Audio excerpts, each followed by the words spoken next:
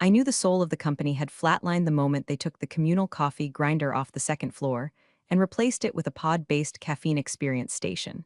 12 years, 3 office moves, and a startup that once prided itself on grit had become a playground for buzzword bullies in tailored socks. I watched from my corner desk. Well, technically it used to be my office before open concept culture arrived and turned privacy into a personality flaw. In the beginning, we were 5 people and a dog named Cisco, huddled around folding tables, building something that mattered. We stayed late, we fought hard, and we celebrated every small win with beer from a vending machine we'd hacked to accept high fives instead of coins. But somewhere between Series C and Synergy Alignment workshops, the soul got outsourced. Now, the founders wear lanyards with their own faces on them and pretend they don't know your name unless you're holding a ring light. Me, I'm Donna, operations lead, or at least I used to be. These days, I'm more like furniture that hums quietly in the background, ignored but still plugged in. Every meeting, I sit with my notepad and my muted mic, while Tyler, yes, the VP's adult son with the professional experience of a baked potato, stumbles through leadership calls using phrases like delivering gamified agility and flattening hierarchical dissonance. I swear, if he ever learns what a flowchart actually is, the earth might crack open. But I stay quiet. I've learned that when you're underestimated, you're free to observe, to document, to prepare. They reorganized my department 6 months ago, said it was about fresh direction. Translation. Handed my logistics team to a guy named Chad who once tried to sync a calendar invite in Excel. I wasn't even mad. It was almost impressive. They dismantled a system I built over a decade and replaced it with PowerPoint enthusiasm and espresso-fueled delusion. What they didn't do, though, what they forgot to do, is remove me from the company's legacy authorization portal. You see, back in the day, when we were too small to afford a compliance team, I was listed as an authorized signatory. That meant I had rights, real ones, legal ones, rights to approve contracts, co-sign financial filings, validate compliance submissions. They never revoked them, probably because the current HR lead thinks signatory is a type of pen. I've checked weekly out of habit, like someone checking if their old apartment key still works. And it does. Quietly, reliably. My name still lives in the back end of 3 systems that matter. And lately, I've been wondering when exactly I'd need to use it. Anyway, before we go further, let me just say this real quick. If you're the kind of person who enjoys watching the underdog walk out with the match still burning behind her, maybe hit that subscribe button. Give us a like too. Keeps the team caffeinated and the chaos flowing. Now, back to our regularly scheduled downfall. The shift came slow at first. Fewer invites, fewer quick syncs. Then came the feedback loops and culture checkpoints, where HR would pull me into Zoom calls that felt like bad improv auditions. "We just want to know how you're feeling, Donna," they'd coo while their Slack window reflected off their glasses. I always smiled. I always said I was here to support the mission. I always took notes. Tyler led most of those meetings. Tyler, who wore sneakers that cost more than my first car and who referred to people as resources. Tyler, who once told me, "Donna, the vibe is off when you ask too many questions about process." Tyler, who had a whiteboard in his office labeled enemies list. I know because I saw my name spelled wrong on it, twice. Still, I endured. I documented everything. When HR cut my direct reports, I archived the before and after org charts. When Tyler sent me Slack messages at 11:47 p.m. demanding I rewrite a budget he didn't understand, I screen recorded them. When they approved a vendor without compliance review, I flagged it in the right system, quietly, with my signature. Because that's the thing about being pushed into a shadow, you can see everyone clearly, so I waited. I watched the cracks spread, and I smiled when I saw what was coming. The first time Tyler said culture renovation out loud, I swear the HVAC system wheezed like it knew something unholy was about to happen. He was standing at the front of the Monday leadership sink, flanked by 2 overpaid consultants in identical shirts that looked like they'd been ironed with a laser beam. His opening slide? A Photoshop stock photo of people high-fiving across a glass conference table with the words, "Let's rehumanize the brand." No one laughed, no one blinked. We'd learned that reacting only prolonged the pain. "New energy," he said, pacing like a TED talk reject. "We're moving away from legacy thinking. That means reimagining the vibe, top to bottom." What Tyler meant, though he'd never say it out loud, was, we're replacing anyone with crow's feet and common sense. The rollout started immediately. Everyone over the age of 35 suddenly found themselves invited to one-on-ones with HR. The language was always the same. "Hey, just a quick vibes check. I want to make sure you're aligned with the company's future-forward emotional rhythm." I got my meeting invite Tuesday morning. Calendar title, Donna 1 Re Synergy Outlook. HR rep was Jessica, 27, MBA, hair like a shampoo commercial, and the emotional depth of a ring light. She began with a breathy, "We just want to support you during this exciting transition." I gave her nothing. No resistance, no anger, just a nod and a smile. I let her talk, let her squirm when the silence got heavy. I took out my pen and added a note to the corner of my legal pad. Exciting transition equals incoming severance denial setup. That same week, my calendar started looking like a ghost town. Meetings disappeared. Threads I'd been looped into for years dried up like someone had flipped the ignore switch. My name was left off invites I'd created. A junior associate now ran the shipping operations review I'd built from scratch. And in the Thursday leadership sync, it happened. We were mid-call, faces in boxes. Tyler leaning too close to his webcam like he thought proximity made him powerful. He cleared his throat and said, "Before we wrap, I want to flag some feedback we've received about tone." No name, but every eye shifted toward me like gravity had shifted. Legacy staff, he continued, need to adapt to the velocity of change. We can't have negativity slowing the energy. I didn't flinch, didn't frown. I just wrote down the exact words, negativity slowing the energy. It wasn't just a shot across the bow. It was the start of the public campaign. The kind where they humiliate you so often you start to pack your own box just to escape the slow bleed. That night, I found out my internal permissions had been edited. My access to budget review folders, gone. Vendor selection dashboards, locked. My name was removed from project approvals I used to co-lead. HR had quietly gone to IT with a list, and it showed. Except they missed one. See, most folks think IT controls the kingdom. They don't. Legal does. And legal uses a completely separate system for credentialed compliance signatories. It's older than dirt and not integrated into the shiny HR software Tyler's team imported from a SAW brochure. The permissions list in legal still had me at the top, not as a legacy user, not as a courtesy title, but as an active authority. Specifically, co-signatory for NDA modifications, compliance escalation initiator, whistleblower clause validator. And if you think I found that out by accident, you've never been quietly exiled by a boy who once used learnings as a plural noun in a QBR. I checked the system that night, sipping boxed wine in my kitchen with a heating pad on my back. My name was still glowing green in the access log. Last edited, October 2018, by the founder himself. I stared at the screen for a long time, not because I didn't believe it, but because for the first time in months, I felt something besides dull humiliation. Felt leverage, so I pulled out the folder I'd been building. Yes, the literal folder. Printed documents, emails, Slack screenshots, calendar removals, a real, honest-to-God binder. Inside was everything: dates of retaliatory behavior, evidence of age-based bias, slashed responsibilities post-reorg, names of every staff member let go without proper co-signature, and most importantly, the unsigned vendor contract that Tyler approved without compliance. All it needed was one signature, mine, to turn into a mandatory legal review. I closed the folder, set it on the counter, and said to my cat, "Let's see how fast he can spell lawsuit." Then I slept like a baby. They say betrayal doesn't feel like a knife. It feels like a whisper that keeps getting repeated until you start bleeding in places you can't see.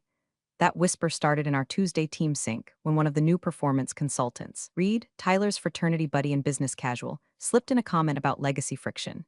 It was subtle, directed at someone who may be resisting the new culture.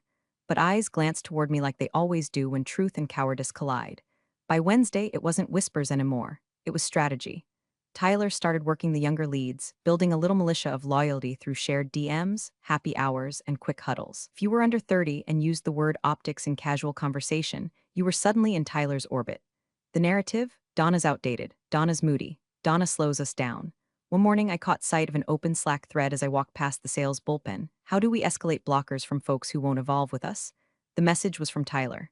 The reply underneath, from someone who couldn't even schedule a Zoom without tech support, said, "Just wait. Old trees fall when no one waters them." Cute, so I documented it. Screenshot, timestamps, sender, recipient, into the binder. It had become a ritual by now. Every dig, every bypass decision, every spreadsheet edited without my input got printed and three-hole punched like it was gospel. I was building a paper fortress. Then came the kicker. A Friday stand-up where Tyler, smirking like he'd invented synergy, openly said to the group, "You have to be real about who's fueling the future and who's just clinging to the past." He looked right at me. I smiled and wrote down the exact words. The binder didn't just hold evidence. It held truth. And truth, my friend, is more combustible than gossip if you know where to toss the match. That afternoon, I got lunch with Melanie, one of the last people in legal with both a backbone and a brain. We built the original vendor compliance process together back when the company still used spreadsheets and pizza parties to solve burnout. Over grilled cheese and lukewarm tomato soup, she leaned in and whispered, "They never filed a change request on your authority." I blinked. She nodded. "You're still listed in the signing vault. All 3 categories. No overrides filed. You're not just an observer, Donna. You're still a legal keystone. They just forgot." No one had ever said anything sweeter to me in my life.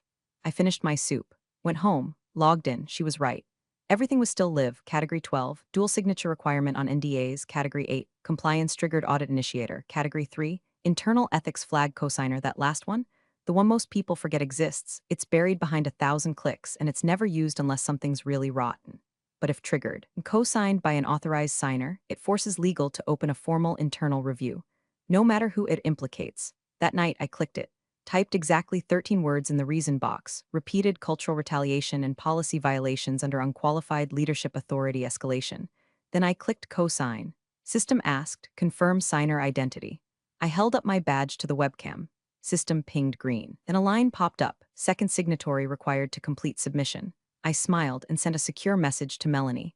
2 hours later, the second signature dropped. The review had been activated, and per company bylaws, it was now legally required to be opened, logged, and escalated within 14 business days. I didn't need to scream. I didn't need to fight. All I had to do was follow the rules they forgot I helped write. That night, I added a new tab to my binder, Active Processes, because now the clock was ticking. And the moment they found out, they'd panic. Good. The all-hands meeting invite hit my inbox at 7:43 a.m. sharp. No agenda, just the title, Recentering the Mission, Culture Alignment Town Hall. Translation, public flogging disguised as corporate cheerleading. I poured my coffee, buttoned my blouse, and turned on my webcam. Tyler's face filled the screen first, framed in some ridiculous faux leather executive chair like he was delivering a fireside chat, instead of what we all knew this was going to be, a forced confession with emojis. He opened strong, of course. Team, we've made amazing progress building a values-driven culture, he said, gesturing to a pie chart that meant absolutely nothing. But progress always meets resistance. And we're here today to acknowledge, address, and realign where needed. My Slack lit up. Private DMs. Colleagues with that sixth sense you get in toxic jobs. He's gonna come for you. Don't say anything, no matter what. Remember, this is being recorded. I didn't respond. I just sat there with a neutral face and a pad of paper, pretending to take notes while the opening ceremony dragged on. Then, halfway through, Tyler leaned forward and dropped the bomb. I want to briefly address some confusion caused by comments and tone from senior staff members who, frankly, haven't aligned with our new mission. We believe in transparency and accountability. So today, Donna will be offering a brief statement of apology for creating unnecessary confusion during this transition. I froze, not because I was shocked. I expected it. Hell, I planned for it, but because he didn't even have the decency to warn me ahead of time. Donna, he continued, not even turning toward my feed, go ahead. I unmuted myself. In the interest of I began. Click. Muted. On screen, the red slash over my mic told the story loud and clear. He silenced me in front of the entire company. 178 participants watching. That's when it happened. Not rage, not panic, clarity. I reached for my lanyard. Slow, deliberate. Like a priest holding up a relic before a congregation that's forgotten what power looks like. I lifted my badge toward the webcam. Black rectangle. Old lettering. Slightly worn edges. Under my photo, authorized signatory operational clearance tier 3. The screen didn't blink, the silence stretched. Tyler stared blankly, unsure what I was doing. The interns probably thought it was performance art, but legal knew exactly what that badge meant, because no one ever got one of those unless they'd been granted system-level clearance and legal authorization. And no one ever kept one of those, unless someone forgot to take it away. I held it for 5 seconds, long enough to be noticed, long enough to be screen-capped. Then I lowered it, folded my hands, and stared directly into the camera. Not defiant, not angry, just calm. Tyler stumbled. He actually said, thank you, Donna, and moved on, trying to wrap the meeting like nothing had happened. But something had, because while he was busy muting my voice, he'd forgotten to mute my authority. Behind the scenes, I'd already used it. 3 days before this meeting, I'd logged in and executed a compliance escalation trigger for retaliatory behavior, a notification to internal legal of unresolved dual auth violations on 2 vendor contracts, and a preliminary ethics notice on HR's bypass of structural protocol without dual sign-off, each one submitted with valid credential clearance. Each one backed by documentation, each one bearing my digital signature, and each one time-stamped. Immutable, the meeting ended, Slack exploded, some messaged me with crying emojis, some just sent the badge emoji. One brave soul said, you just Thanos snapped the board without saying a word. I didn't reply, I logged off. Then I opened my binder and added a sticky note to the tab marked Endgame. He muted me. I answered in ink, and somewhere deep in the bowels of legal's inbox, those filings were already ticking like a slow burn bomb. Because I wasn't just holding up a badge, I was holding up a mirror. And Tyler, he just saw himself in it, ugly and unprotected. 10 minutes after the all hands ended, the panic didn't creep, it detonated. Legal's war room, usually reserved for quarterly contract reviews and the occasional harassment training video, suddenly filled like someone pulled a fire alarm underwater. People sprinting in suits, printers jamming, phones vibrating off tables. It smelled like toner and doom. Inside, a junior analyst named Cody, bless his overachieving heart, stood pale-faced with a printed spreadsheet in one hand and his other hand gripping a Red Bull like it was communion wine. 3 major retention letters were finalized under Donna's credentials, he announced, voice cracking as he pointed to the system log, and 2 NDAs were updated as of yesterday. These were not just drafted, they were submitted. Silence. One of the senior counsels, Brenda, a woman with highlighters for fingers, snatched the papers from him and scanned like her eyes were on fast forward. Then her face turned that color HR usually reserves for discussing lawsuits. Jesus Christ, she muttered. These signatures are binding. Tyler, who had slithered in late with a smoothie that matched his tie, blinked. Wait, you're saying she actually used her clearance? I thought she was just doing a bit like a power move. Brenda didn't even look at him. This isn't TikTok, Tyler. This is federal contract law, he scoffed. Okay, but can't we just retract the filings? That's when Cody dropped the second bomb. No, sir. Her authority was never revoked in the legacy system. The timestamp shows the filings were submitted with full co-signatory clearance, and one of them triggered client-side disclosure obligations. Another silence. This one deeper, meaner. Because in the background of this chaos, the real problem was already crawling its way out of the shadows. Clients knew. One of the NDAs Donna updated included an embedded clause, standard practice, back when she helped write the damn templates, that forced a notification to the other party if material changes in leadership behavior were flagged by an internal authority. And since Donna was still recognized as such, those notifications had automatically triggered. 2 clients had already replied. One email read, "We appreciate the transparency. Please advise how these culture violations will be addressed internally before we proceed further." The other was less polite. "Pending review of your compliance governance, we are pausing all activity under our MOU. Breach of ethical standards under active NDA constitutes grounds for retraction." Tyler nearly dropped his smoothie. I wasn't in the room, but I didn't need to be. I'd seen the signs, the emergency calendar block labeled urgent leadership plus legal that popped up 5 minutes after the all hands.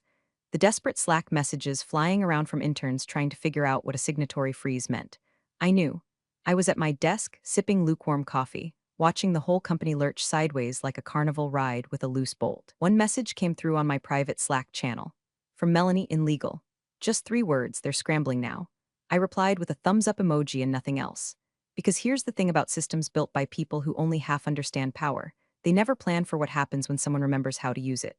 And Donna, quiet Donna, polite Donna, legacy Donna, had just yanked the emergency brake and walked away before anyone realized the tracks were missing. HR tried to jump in, of course.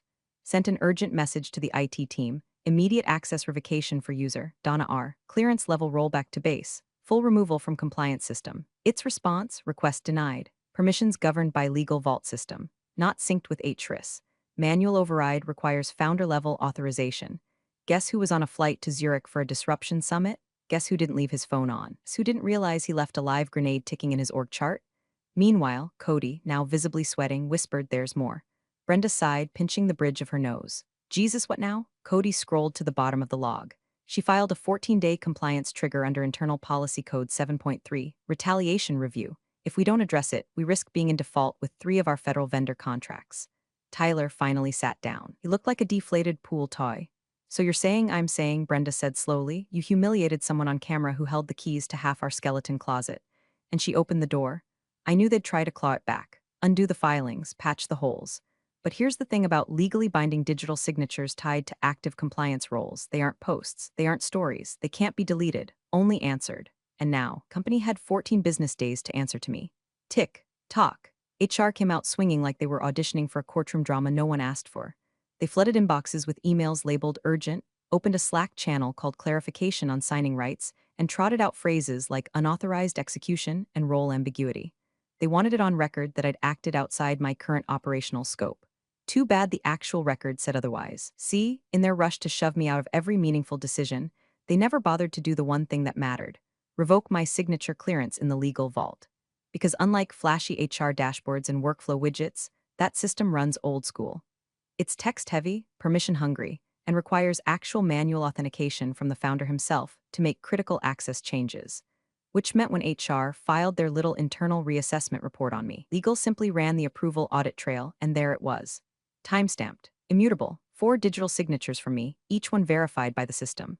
All of them connected to compliance alerts, NDA modifications, and 2 retention letters involving multi-year, multi-million-dollar accounts. Legal dropped that audit on the founder's desk the second he landed in Zurich. The story goes like this. He skimmed the summary, choked on his airport espresso, and said just 4 words. Donna still had clearance. They didn't need to answer. The logs did it for them. He dialed Brenda from legal. She picked up on the first ring. He asked, "Can this be undone?" Brenda replied, "Only by Donna, or a retroactive dual signatory override, which would expose us to intentional misrepresentation if we don't declare it to the clients. Translation: we either honor the documents or admit we broke protocol trying to erase them." Meanwhile, those clients were already circling like sharks. One contract, connected to a logistics firm we'd been chasing for 6 months, contained a clause I'd helped write back in the early days. Material leadership changes must be disclosed within 72 hours of an internal compliance trigger. Since I triggered one, and since no one informed the client, we were now in violation. Another contract, the real kicker, included a subclause I'd tucked into a retention agreement like a little insurance policy. If whistleblower protections are activated by a signatory party, the client shall be notified of potential ethical disruption. Guess what got triggered automatically when I filed that retaliation complaint last week? Guess who now had legal whistleblower status that couldn't be revoked unless someone wanted to tango with federal oversight? That's what Tyler didn't understand when he called me a legacy bottleneck with outdated methods on Slack publicly to 27 people, that every word was now protected evidence. When legal explained this to HR, the color drained from their faces like someone had pulled the fire alarm again. Because now it wasn't just about me. Now it was about the house of cards I'd been holding up with my silence, and I had just stepped back. Tyler, of course, tried to pivot, marched into a meeting with the founder, yes, on video, mid-Zurich jet lag, and declared this was a system oversight. Nobody told me Donna still had keys to the vault. The founder, running on caffeine and fury, snapped back, "You don't need to be told when to check locks before you kick a door in." Then he turned to legal and said, "Do we have to keep her signatures valid?" Brenda replied, "Unless you want to send an amended filing to every affected client explaining that you retroactively invalidated a whistleblower's signature, yes." It was like watching a plane realize midair that one of its engines had been removed by someone trying to install a smoothie bar. Tyler didn't talk much after that. HR stopped sending me emails. The Slack channel went dark, and for the first time in years I felt light, not victorious, not smug, just steady. Because chaos outside only rattles you when you've got chaos inside. Me, I was all cleaned out. I'd scrubbed the bitterness with every page of that binder. I'd burned the resentment in every time-stamped click. Now I just watched. The company, it was still spinning. Legal triage, executive spin, PR drafting their commitment to transparency statement. But me, I was calm, because they forgot something crucial when they tried to erase me. They forgot who taught them how the damn system works. And now, I wasn't in the way. I was the wall they just ran into. The founder's voice echoed off the glass walls of the executive suite like a gunshot in a cathedral. Why wasn't she removed from the system? Silence. Legal stood frozen, 3 of them in a semicircle, holding printouts like shields against incoming artillery. The blinds were half drawn, Zurich jet lag, still hanging off the founder like an unshaved regret. His tie was undone, his shirt clung to him like it too wanted to resign. Brenda stepped forward first. Brave, always brave. It was the old permission system, she said carefully, before 8-tris integration. Her clearance wasn't rolled into the sink. We assumed, he cut her off. You assumed the person who helped write our original escalation protocol wouldn't notice she still had nuclear launch codes? Cody, the junior analyst, tried to step in. Technically, sir, her role was never stopped, the founder snapped. He pressed his fingers to his temple like he could push the migraine back inside. You're telling me a senior operator, fully credentialed, filed multiple compliance triggers and nobody flagged it in real time? Brenda didn't answer. She didn't have to, because the problem wasn't just that I still had signing power. The problem was that I'd used it. And now those signatures, inked into retention letters, vendor contracts, and compliance filings, weren't just documentation. They were landmines. Landmines buried under decisions Tyler and HR made in their crusade to modernize the culture. Like firing 4 mid-level managers for underperformance 2 days after my badge flash, terminations that, per internal policy, required a co-signature from an authorized operations lead if the affected employees had been with the company longer than 5 years. Guess who didn't co-sign? Guess who should have? Guess what happens when you fire people improperly while an active compliance review is underway? You get lawsuits, you get clawbacks, you get frozen contracts, class action whispers, and legal bleeding out in red ink. The founder rubbed his face. How many actions were taken after that badge stunt that now require retroactive validation? Cody replied, 9, sir, so far. Brenda added, 5 of those are externally facing. 3 touch federal contracts. Jesus Christ. He slumped back into the chair, looked up. Did she know? Everyone in the room blinked like deer caught in philosophical headlights. Did I know? I was sitting at my desk, floor below, like nothing had happened. Desk plants still green. Desktop tidy. A mug that said good enough is for amateurs steaming quietly beside me. Of course I knew. I designed the rulebook. The entire foundation of their little empire had been built using policies and guardrails I helped create back when the company was running on ramen and borrowed hope. Now, they'd stripped me of visibility but forgot to disarm the back end. So I'd waited, documented, measured every slight like it was a brick I'd eventually use to build my way out. And when the time came, I signed everything calmly. Correctly, because chaos doesn't win wars, paperwork does. And I was a goddamn general. Meanwhile, the panic kept rising upstairs. Legal was trying to figure out how to amend post-termination files without admitting the terminations themselves had violated protocol. HR was drafting corrective narratives to explain away the missteps. PR was spinning statements so hard they were writing in circles. And the founder? He was just now realizing that Donna, the woman they'd muted, sidelined, and quietly erased, hadn't made a sound since. Not a word, not a single email, just signatures, one after another, each one pulling a thread they couldn't unpull. At my desk, I watched the lights flicker on and off in the executive suite, watched figures pace past frosted glass, gesturing like lifeboats in a storm. A notification pinged on my screen. Slack message from Melanie in legal. 3 terminations flagged. Retaliation risk confirmed. You already signed the 7.3 trigger. They can't reverse it. I didn't reply. I closed the message, took a sip of coffee, and waited. Because the thing about signing something isn't just the signature. It's the timing, it's when you do it. Why? They thought my badge was a bluff, a relic, but it was the detonator. And the countdown had already started. They sent Marcy. Not legal, not HR, not even Tyler, who'd apparently developed a sudden allergy to confrontation and accountability. No, they sent Marcy, the director of organizational wellness, who once made me attend a virtual sound bath to cleanse negative energy after a supply chain breakdown. She arrived at my desk all breathy apologies and faux empathy, clutching a folder like it contained divine forgiveness. "Hey Donna," she said, like we were old friends who once shared a wine cooler at an offsite. "I just wanted to talk things through, off the record." Unofficially, she sat before I answered, always a bad sign. I closed my laptop slowly, leaned back, and waited. Marcy folded her hands like she was about to lead a prayer. "The leadership team really values your legacy here. Really, we know you've been through a lot of transitions, and we recognize there may have been communication breakdowns." That phrase, communication breakdowns, like everything I endured was just a missed Slack ping. She continued, "So in light of everything, we're prepared to offer a consulting retainer, short-term of course, so you can help us correct some procedural misalignments.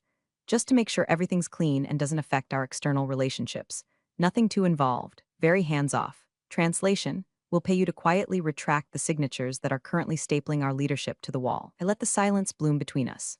Let it stretch long enough for her confidence to wilt. Then I smiled, not big, not cruel, just enough. "Do you want that in writing?" I asked. She blinked. "What?" I repeated it, slower, more deliberate. "Your offer. Do you want it documented? Or do you want to keep this as, what was it, unofficial?" A flicker of panic flashed behind her eyes, because she knew. She knew that if I asked for it in writing, it became a bribe. And if I didn't, well, then I was just another story that evaporated under the office lights. Except I wasn't, because an hour before Marcy showed up, I'd already logged in. Opened the same old vault, navigated the crusty backend only 3 of us knew how to operate, and I drafted one final filing, voluntary resignation C-level clearance. The form required one final sign-off from the departing signatory. Me, I signed it, digitally, time-stamped, immutable. Then I opened a new email window, typed in the founder's address. CC'd legal. BCC'd myself at a personal account just for the record. Subject line, 04/1110, 03 a.m. No greeting, no explanation. Just the attached resignation form with my full name and badge number embedded. With that signature, every filing I'd submitted in the last 14 days became locked. Legally, irreversibly. Tampering now meant federal exposure, which meant the only way out was through. I sent the email, then turned back to Marcy. I said, "There's this thing I used to tell junior staff whenever they messed something up and tried to bury it." She leaned forward, eager for the quote. I didn't smile this time. "If you don't know how the engine works," I said, "maybe don't try to rebuild it mid-flight." She stood up, folder still in her lap. Forgotten. No more talking points. No more offers. Just the weight of a building coming down in slow motion. When she left, I cleaned out my desk. One mug, one succulent, one binder now nearly too thick for its spine. As I walked out, I passed Tyler in the hallway. He looked like someone had unplugged him. Pale, sweaty, holding his phone like it betrayed him. He opened his mouth. I walked right past, didn't look back, didn't have to. My final move wasn't a tantrum. It wasn't a threat. It was a form, filed properly, countersigned by the very system they forgot to dismantle. I didn't burn the place down. I just turned off the oxygen and walked out calm as a closing bell. The boardroom was silent, the kind of silence that swells until it feels like pressure in your ears just before a storm hits. Blinds drawn, jackets off, half-finished coffees forgotten and curdling. Legal stood at the head of the table. Brenda held the paper like it was radioactive. Her voice was steady, but no one missed the tension dragging through every syllable. "This," she said, holding it aloft, "is the final co-signed activation of Policy 7.3, initiated by Donna. Submitted at 10:03 a.m. It triggered an external compliance review. Mandatory, not optional. We're already legally bound. The founder sat slumped at the end of the table, hands tented, breathing like someone had just delivered a terminal diagnosis. His voice came out in a rasp. Please tell me she didn't have signing rights. Brenda didn't flinch. She did, she replied, and she used all of them. No one moved. Then Cody, still stuck playing messenger boy in hell, added, also 3 vendors have suspended contract negotiations pending outcome. And Cormac and Dole, the logistics client, just served a preliminary breach notice. They're suing. That broke the room. A chorus of papers rustling. A sharp curse. Someone's knuckle cracked like a gunshot. Tyler stood against the far wall, ghost white, trying to disappear into the drywall. He hadn't said a word since Marcy came back downstairs like she'd seen death in yoga pants. He still didn't speak now, just stared blankly at the audit printout like it might change if he blinked hard enough. Brenda looked up from the document. She followed every policy, every step, not one error, not one excess action. Didn't act emotionally, she acted procedurally. You can't invalidate this without opening us up to intentional suppression. The founder stood slowly, walked to the window, stared at nothing. I built this place, he muttered, from a damn garage. And she kept it from falling apart longer than anyone else could, Brenda replied, not unkindly. He didn't answer, because he couldn't. The truth was sitting in front of him, stamped and time-logged, wearing Donna's name like a final judgment. Downstairs, I stepped out of the elevator for the last time. The hallway was quieter than usual. People moved like they were trying not to be seen, as if the building itself had grown eyes and was now watching. I didn't rush. I carried my little cardboard box like a queen carries a scepter. And then I saw him, Tyler, standing by the reception desk, arms folded, staring at the floor like it owed him an apology. He looked up when he heard my footsteps, met my eyes, and looked away. I stopped beside him, no gloating, no venom. Just the same even tone I'd used for years when he still mistook me for someone beneath him. You should have unmuted me, I said, his jaw clenched. He didn't speak. Didn't have to. I turned, walked out. The glass doors slid open like curtains on the final act. Sunlight, noise, freedom. I didn't cry. I didn't smile. I just walked. And as the building faded behind me, I whispered it. One last time, not for them, not even for me, just for the record. My badge said authorized signatory, not doormat. And with that, Donna was gone. The company would survive, maybe, probably, but not intact, not unscarred. They'd have to explain and redact and renegotiate. They'd write new policies. They'd hold webinars on resilience. But they'd always remember the day someone, they called obsolete, walked out without a single scream, and still managed to pull the floor out from under all of them. Big thanks for watching, you sneaky seniors. Subscribe to keep the coffee pot brewing revenge. Your ex-colleagues won't know what hit 'em.